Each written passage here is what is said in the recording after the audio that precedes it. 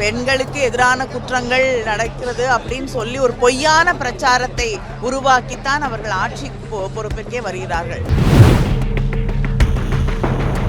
இன்னைக்கு ஒரு குழந்தைக்கு அட்டாப்சி நடக்கக்கூடிய ஒரு இடத்துல வந்து ஒரு எம்எல்ஏ உள்ளே போய் அங்கே இருக்கக்கூடிய அந்த குழந்தையோட பெற்றோர்களோடு பேரம் பேசக்கூடிய ஒரு மிக மோசமான ஒரு நிலை.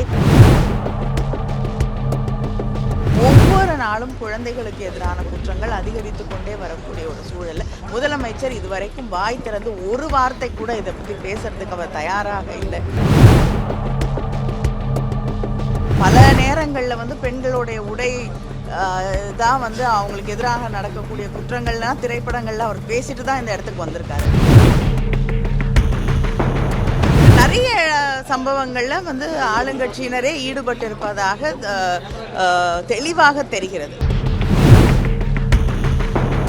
தாவேக ஆட்சி பொறுப்பேற்று கொண்ட பிறகு அவங்க பதவிக்கு வந்த பிறகு தொடர்ந்து பெண்களுக்கு எதிரான குற்றங்கள் நடக்கிறது அப்படின்னு சொல்லி ஒரு பொய்யான பிரச்சாரத்தை உருவாக்கித்தான் அவர்கள் ஆட்சி பொறுப்பிற்கே வருகிறார்கள்.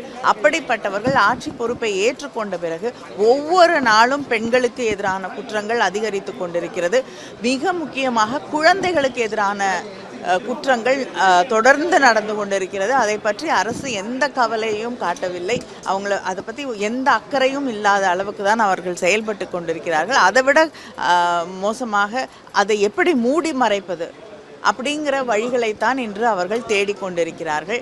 இன்றைக்கி ஒரு குழந்தைக்கு அட்டாப்சி நடக்கக்கூடிய ஒரு இடத்துல வந்து ஒரு எம்எல்ஏ உள்ளே போய் அங்கே இருக்கக்கூடிய அந்த குழந்தையோட பெற்றோர்களோடு பேரம் பேசக்கூடிய ஒரு மிக மோசமான ஒரு நிலை. எங்களோட மகளிர் அணியை சேர்ந்த சகோதரி அந்த இடத்துக்கு போகக்கூடிய அந்த நேரத்தில் அதை அவர் கண்கூடாக பார்த்திருக்கிறார். அதனால் இப்படிப்பட்ட ஒரு மிக மோசமான சூழலில் தான் தமிழ்நாட்டை கொண்டு போய் அவர்கள் தள்ளி இருக்கிறார்கள்.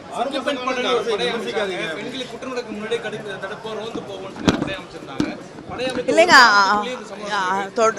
சம்பவங்கள் அதிகரித்து தான் இருக்கு. அந்த பெண் படைக்கு வந்து முன்னாடியே இருந்ததை பேர் மாற்றம் செய்து தருவதை பற்றி கூட நாங்கள் வந்து பெருசாக பேச விரும்பலை. ஆனால் அவர்களுக்கு என்ன பவர்ஸ் இருக்குது, என்ன அதிகாரம் இருக்குது, அவங்களுக்கு என்ன சரியான அவங்களுக்கு ஒரு ஃபோன் நம்பர் கூட கொடுக்கல. தனியாக அவங்களுக்கு தனிப்பட்ட முறையில் அவங்களுக்கு ஒரு ஃபோன் நம்பர் கூட கிடையாது.